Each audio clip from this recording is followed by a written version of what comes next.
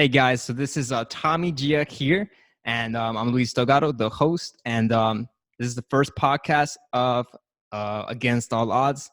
Tommy here and I met in Medellin, Colombia last year, and we're gonna be talking about how he got to Medellin to begin with, and a little bit. So Tommy here is been doing sales for the past like 5 to 6, 7 years or so in California remotely, and he's also started a page for saleslucky.com, and he's an affiliate marketer. Been doing that for about a year now, but he's been going really hard on it in the past 8 months or so. But on this podcast is mainly about entrepreneurship and going deep into like how it all started, going deep into about emotions, mental obstacles that we had to overcome in order to get to the point where we are today. So the funny thing about Tommy and I is that we met in Medellin, Colombia, at a Hooters, and we found out that he was from Chengdu, China, and it was always my dream. My dream was still to go to Chengdu, China, and live there. And his dream was being in Medellin, Colombia. So funny thing is that we felt like we switch bodies or souls and whatnot, because I feel like I should be in Asia, and he was like he wants to be in Colombia and Latin America. But yeah, but let's go back to China, back to Chengdu. How you got from Chengdu, you somehow ended up in Medellin, Colombia. Where your interest started in entrepreneurship and just living abroad. Yeah, bro. Yeah, that was cool meeting you, dude. That was cool meeting you. I was like, dude, this guy wants to go to Chengdu, dude. Latin wants to go to Chengdu. I was in Latin America. I was in Colombia. That was cool, man. It was the first time I met someone like that. I want to be in Chengdu. But to answer your question, yeah, I was born in Chengdu. I lived there until I was 6 years old with my parents. My parents, pretty traditionally Chinese. We immigrated to Canada when I was 6 years old in 1996, and then lived there for 4 years, got our Canadian citizenship, and moved to America in 2000. So that's kind of like a brief synopsis. But what was the other part of your question?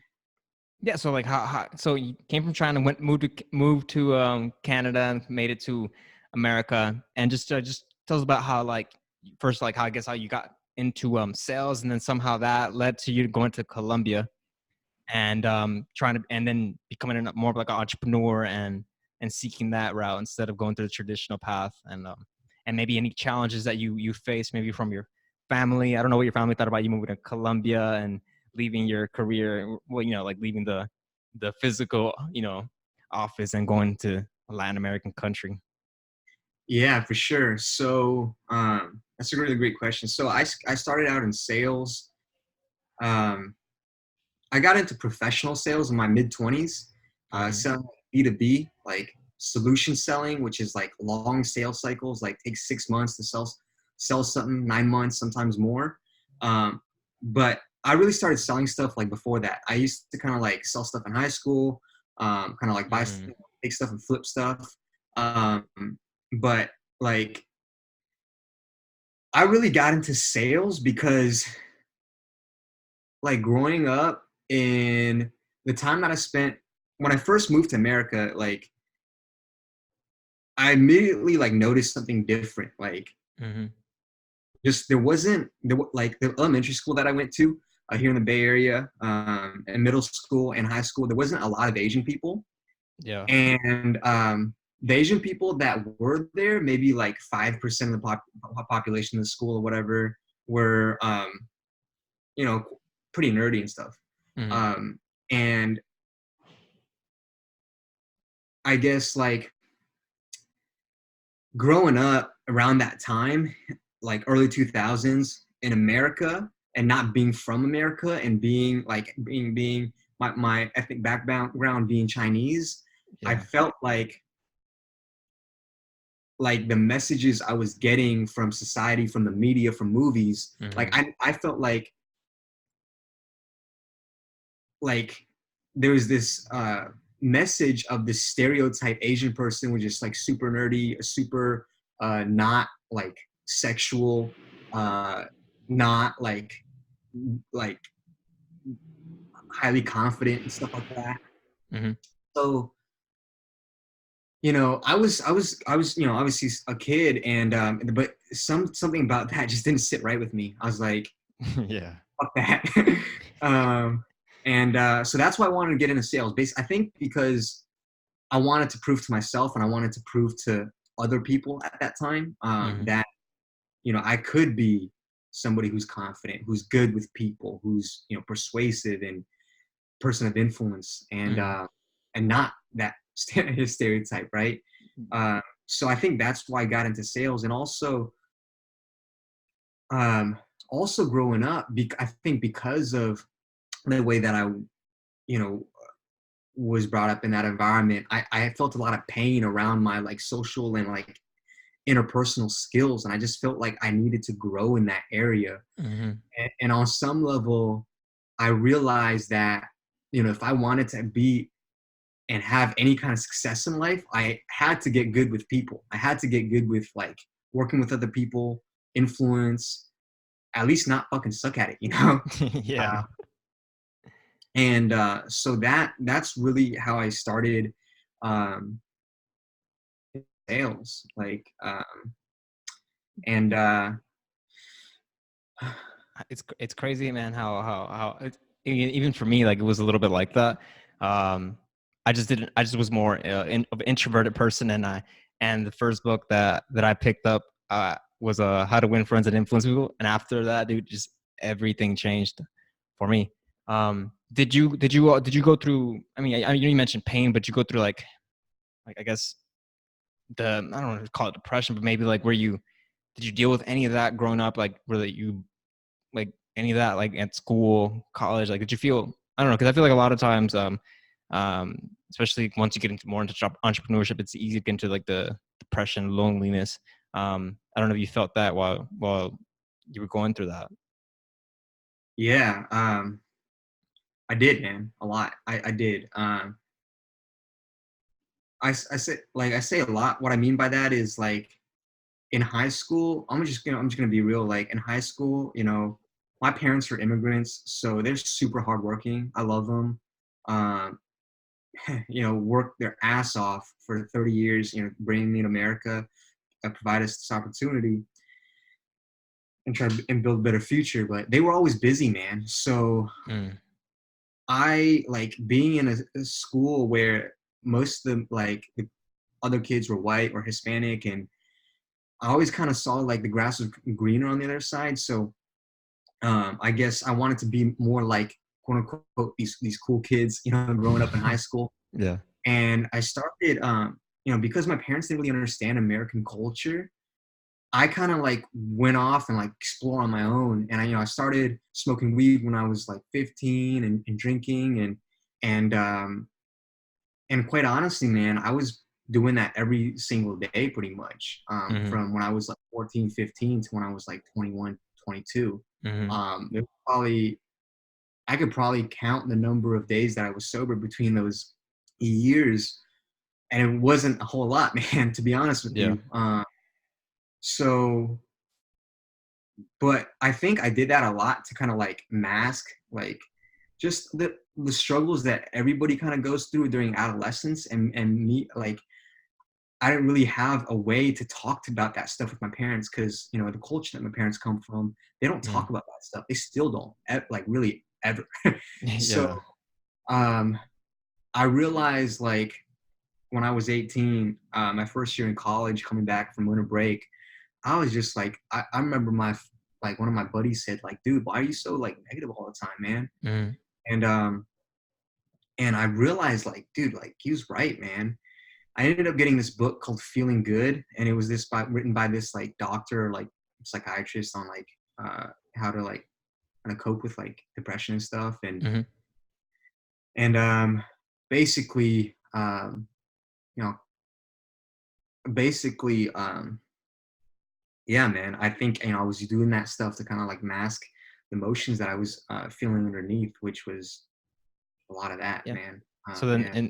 and then when could you say that after you got into sales, and learning more about interpersonal skills, that it how did that change your life? You know, did that make, like, how'd you get out of that like state of depression? Was it you know, like what happened that made you just, you know, you know, you mentioned your friend, you know, that kind of put that, you know, like, you know, hey man, why are you so negative? You know, so how did that change your life? And then, and did that lead into you eventually like saying, you know what, building the confidence thing, say like, I'm going to go to Colombia and try this out, or how did that happen? You know? Yeah, so it started with that book, and I took exercises from that book and basically like wrote down the negative thoughts I was having and would like change them and like see like try to see the positive side of things. But really, in 2011, man, I was I was selling weed at the time in college, and Mm-hmm. I was frat, and I was just partying all the time, and I was like just like asleep, you know what I mean? Like, and what happened was like one day I was gonna go hang out with my friend, but she like was I guess was busy that night, and I had taken like a Valium. I had drank in a beer, like one beer Mm. right Yeah. before I turned 21, and I was driving home from UCSD San Diego to my our frat house, and I was, you know, whenever you do something like that, uh, you black out real easy. And I remember I was like kind of swerving on the freeway on the ride back, and I Mm-hmm. ended up getting off the freeway and was 3 blocks away from our house, and I crashed the car. And a Mm. car hit a car, parked car, and then bounced off, hit another car. And I was 3 months before turning 21, I had drank one beer, Yeah. and cops came, got a DUI, and that was 2011, and that event changed my life, man.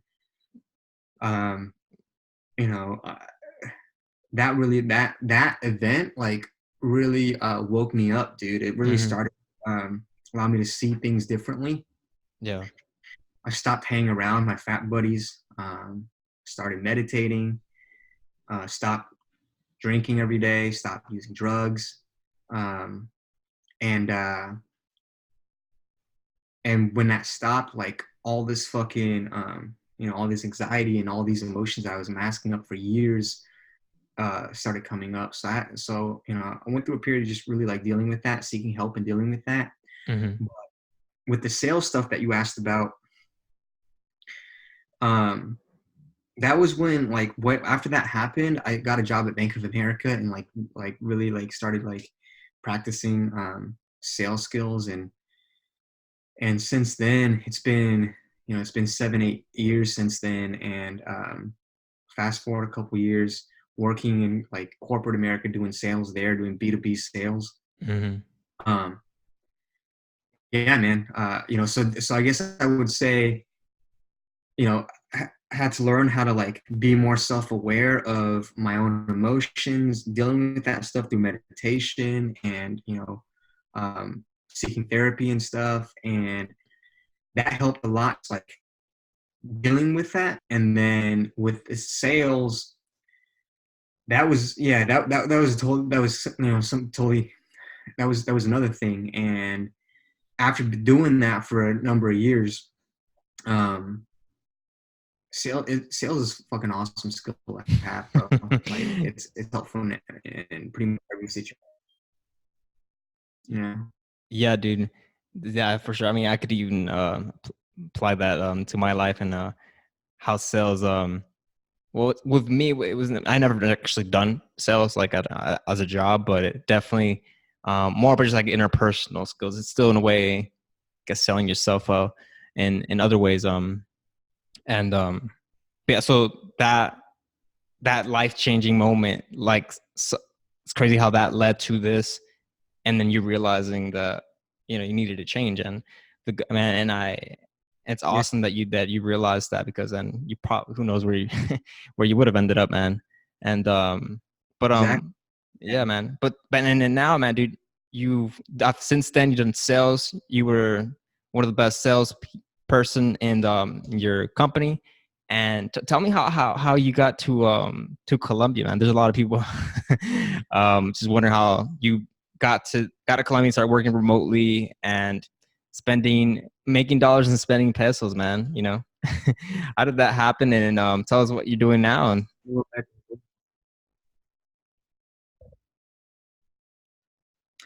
Yeah, man. So after doing my last sales job, I was the youngest rep hired there, and then within about 4 years, became one of the top reps there, selling to procurement professionals, professional buyers, ninja negotiators, and shit.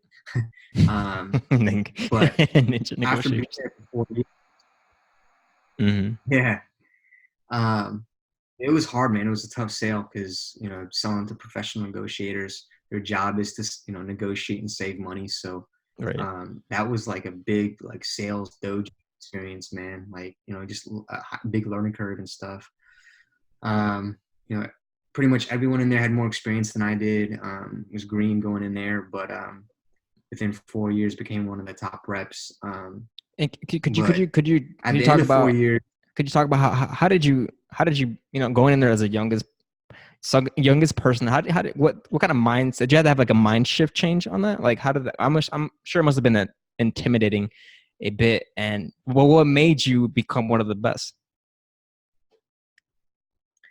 yeah. So I was hungry, man. I was hungry and I was willing to learn. So I'll give you an example. Like, we would make cold calls to like Mm-hmm. find opportunities, and I Right. called into this company in Montreal, France, and this lady picked up that was speaking French, and I had lived in Canada for a couple of years, so I'd taken French classes, and I Yeah. didn't give a fuck. I started speaking French with her on a cold call with my coworkers, like listening. They started laughing and stuff, Yeah. but I didn't care, man. I was willing to do. I was willing to put in the work. I wasn't afraid of failing, and I didn't give a fuck what people thought. And I was willing. I wanted to fucking win, dude. And so I think that cold call actually turned out to be my first big deal. Really. Um, like a $25,000 deal. Which is for procurement and what we were selling. It was a decent sized deal. So Yeah. also I would do stuff like I would hop in calls with my VP, Mm-hmm. and we would hop on calls with clients, and I would record the call on my like iPhone. I would go home, I would listen to that recording, and then I would transcribe the entire hour long call, like word for word on a Word document, like what he was saying, what the client was saying, Yeah. That's intense. studying this stuff. And I would, after transcribing the entire call, I would annotate the entire hour long call. Like I Mm-hmm. would like write, okay, he said this, like why did it work? Mm-hmm. Because my VP, he was from South Africa, so he spoke differently than you or I. Yeah. But I wanted to know why he said like worked, right? So I would annotate the entire hour long call and study it. So I think those things, man. I just willing to put in the work, willing to fall flat on my face and fucking get back up and keep going until I got it. Yeah, man. That's definitely like the mindset you have to have in order to win. And I think it's even more true in entrepreneurship and when you're trying to do things on your own. So could but how did you get, because I know you've been working on sales, like a saleslucky.com and affiliate marketing. How did you get into that? Like you went from sales to then affiliate marketing and going to Colombia. Like, can you explain that? Yeah, for Like, sure, man. how So did a Chengdu Chinese boy go end up in Medellin, Colombia, not knowing the language? That must have been another like obstacle you had to overcome. Not just for yourself, but like your family must have thought you were crazy. You're like, well, what is in Colombia, man? yeah, all right. You know very well what's in Colombia, but I'll explain it for the viewers, bro. So it goes all back to when I was in high school. I saw this movie called Harold and Kumar Go to White Castle. Yeah, I remember seeing that movie. Yeah, so I was a pothead in high school, as I talked about, and in that movie, Harold is an Asian dude, Mm, and there's this like nerdy Asian chick that wants to get with Harold, but Harold isn't interested in the nerdy Asian chick. yeah. And then Harold's love interest is this like beautiful Colombian woman, right? Mm-hmm. And I just seen that movie, like I just felt like it was the first time where I saw a movie in America where an Asian man wasn't like just like straight up fucking stereotype the fuck out of, you know what I mean? Yeah. And I was 15, so when I saw like Harold, the Asian dude, get with this fine ass Colombian woman, I was like, holy fuck, like that's what I want. And that changed your whole life, man. That changed my whole life, bro. And but yeah, man, I you know on another on a different level, like being growing up in a traditional Chinese culture where affection, touch, like sensuality Hmm. isn't like the norm. Like I love touch, I love affection, I love sensuality. That's like me. Like love is like my love language. You know what I mean? And Hmm. so I, aside from just being, finding Latin women attractive, I think I'm drawn to that energy. I'm drawn to those vibes and that culture. I like Yeah. bachata dancing. I like salsa dancing. Like Mm. reggaeton. Um, so yeah, I think that's why I'm drawn to it. Yeah. Yeah. So, well, what was your, what was your experience? Because I know you right now you went back in San Francisco for a bit. But so you were there when you were working, right? And then how you ended up working from Colombia for a while, and then you started. That's when you started affiliate marketing, getting to know other people that worked online. And how did you already know about this like online space and world going on in Medellin, Colombia? Because I think right now on this side of the world, at least Medellin is probably the biggest hub spot for digital nomads and online entrepreneurship. Yeah. So Or I was it actually like just an did. accident that you just like, you went there because of that, the Harold and Kumar, but then somehow you realized, dude, there's actually like, people here that are like doing big things, and you're like, I want some of this as well. Yeah, so I actually didn't know there was going to be a bunch of digital nomads out there. I found out about the internet entrepreneur space because I was at the end of 4 years, I was really like discontent with my day job in sales, Mm. even though I was making, like decent money. Six figures is not a lot of money in California, man. It's really nothing in California, Mm-hmm. and also the like being living in LA, I felt like the kind of life that I wanted, I would need to make seven figures to like live the life I wanted. You know what I mean? So I, Yeah. I knew I knew instinctively that there were other people out there crushing it, doing different stuff. That's not a day job. So Mm. I actually ended up paying like $15,000 to go to this like internet entrepreneur mastermind out in Dubai Mm. because I just felt like, dude, well, one, I wanted to be mentored by the guy that was hosting the event. He Yeah. ended up turning out to be like kind of a con man. Mm. That's the story. Yeah. But but the people that I met there at that event like were really crushing it and doing different online stuff. So that's kind of how I got exposed to the online entrepreneurship space. Affiliate stuff and whatnot. Like there were people doing e-com, different stuff there. But Mm-hmm. I really went out to Colombia just because I want to live life out there. But Mm-hmm. yeah, it just so happened that there's a lot of ton of internet entrepreneurs out there too. Mm-hmm. Yeah, for sure, man. It's you meet people here like they're just doing all sorts of crazy stuff. Um, and so can we talk about a little bit like about how like there must have been a shift at some point where you decided, you know what, I don't want this traditional career path.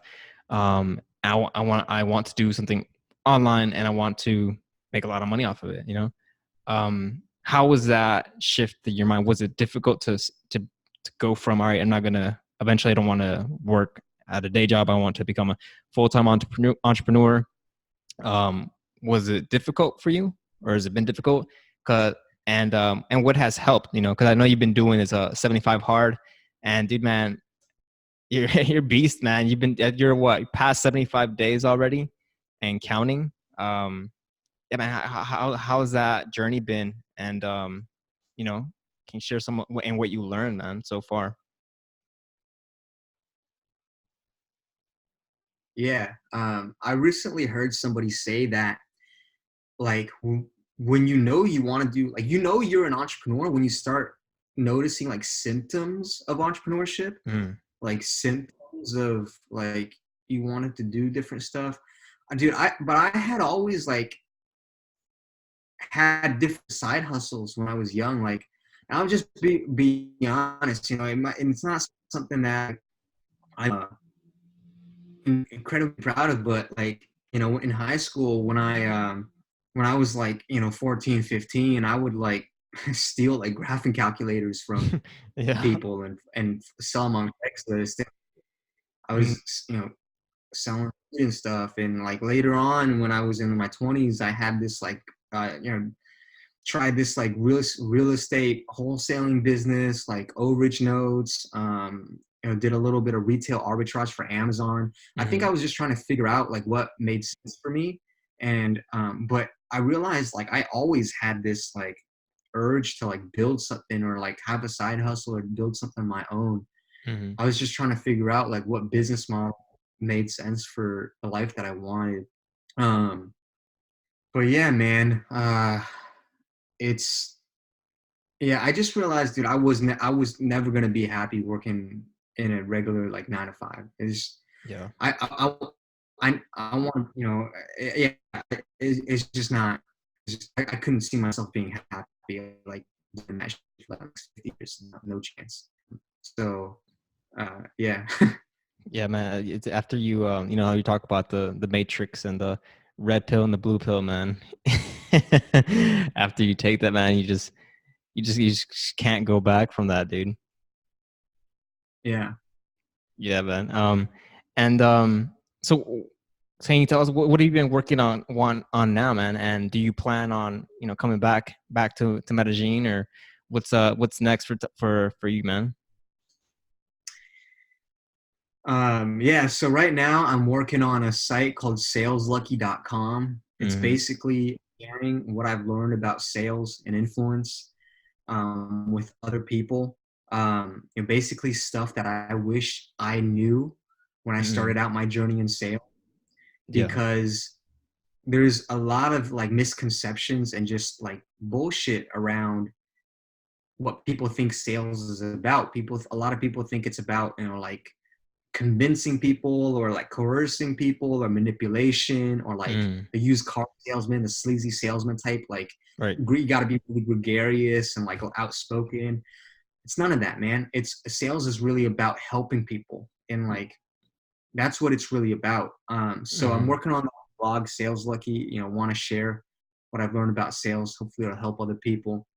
And then I'm also working on affiliate marketing Mm-hmm. as well. So doing that's my focus right now. I'm still doing a day job, so you know, doing sales to kind of like fund those businesses. But yeah, man, as far as Medellin goes, you know, I'll be back, bro. Like I'm definitely coming back ASAP, man. Yeah. That's Mikasa right there, bro. That's Mikasa. You just left. You're on vacation, man. In San Francisco. You'll be back. Uh, my Yeah, soul was made for Medellin. for sure, man. But what's been the thing that you've learned the most in this first I want to ask you about the entrepreneur journey. Like what would you say that you need? You know, what's the number one thing that you need to become successful, or to just endure and overcome all the obstacles that you may face. Um,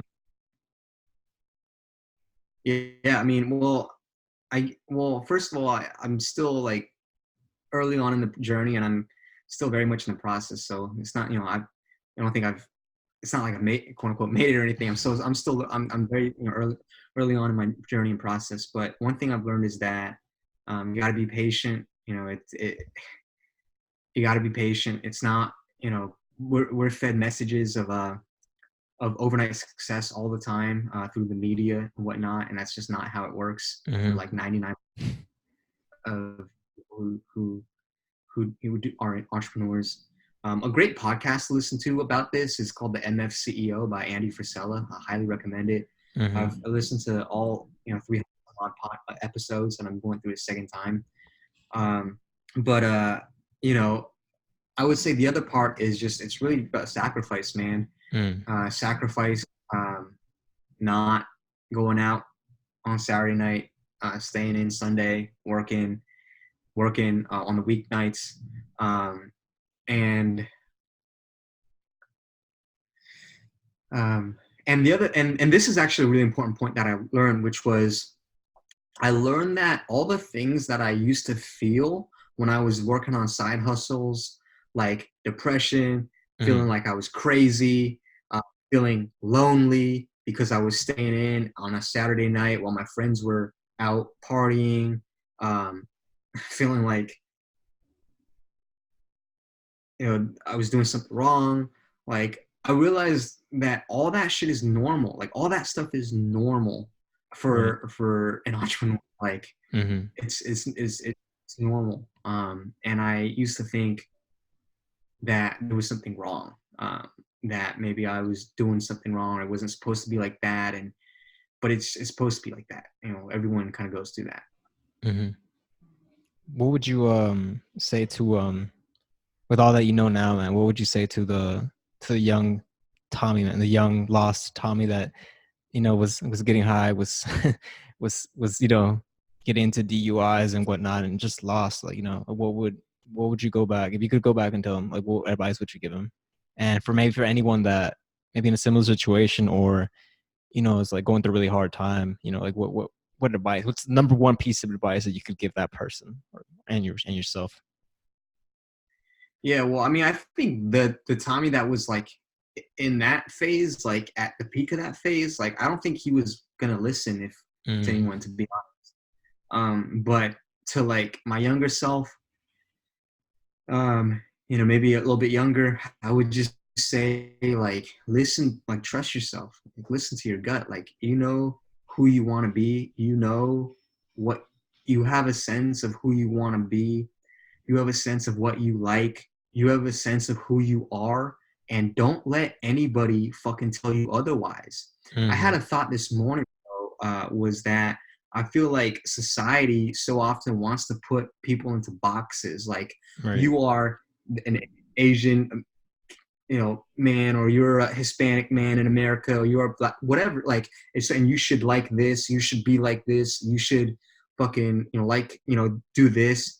Fuck that, man. Fuck all that shit. Like um I would tell that Tommy, trust yourself, know yourself, be yourself, and do you. Like you don't Mm-hmm. doesn't matter what anyone says. Like you don't need permission to be yourself and like what you like.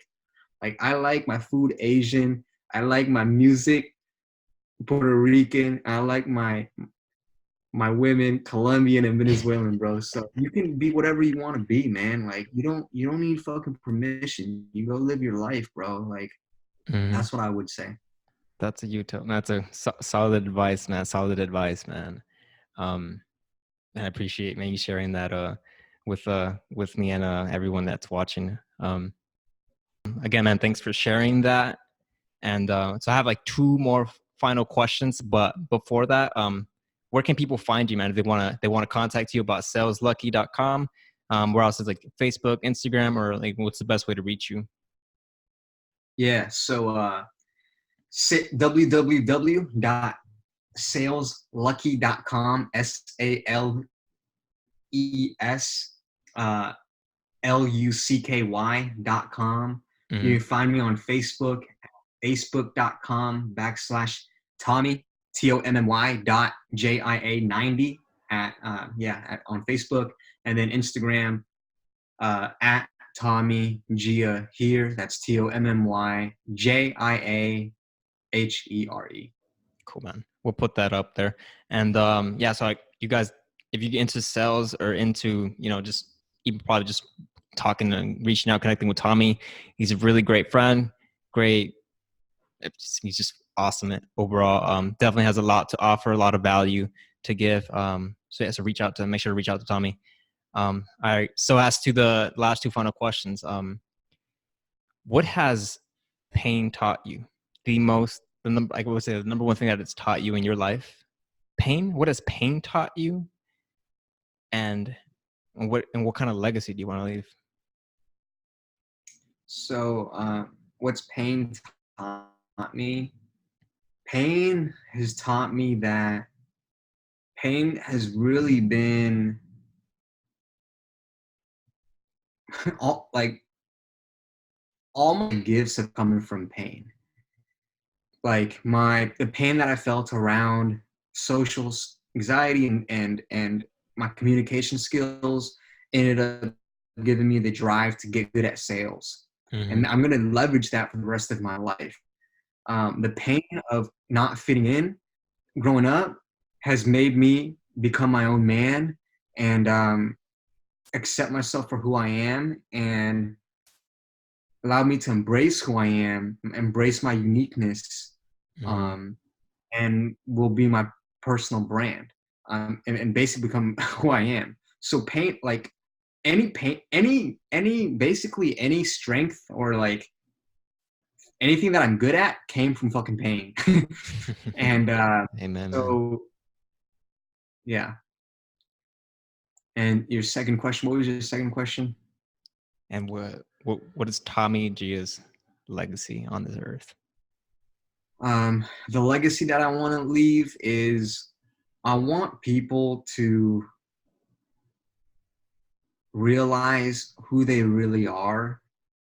I would like for people to know who they really are and know that they are capable of being whoever they want to be, are capable of doing whatever they want to do. Um, and in its essence, I would like people to realize that they are an expression of God. Mm-hmm. And if I can live my life in a way where if people look at me and what I do and be inspired by that and realize that for themselves, then my purpose on this planet would have been fulfilled. Love it, man. Love it, man. Love it, man. Well, man, thanks, man, for being on the show. It was awesome having you as the first first person on the show. I appreciate it. And again, definitely follow Tommy and stay tuned for the next show. Thanks, bro, for having me on the show. And it was a pleasure, man. Yeah, man. Awesome. All right.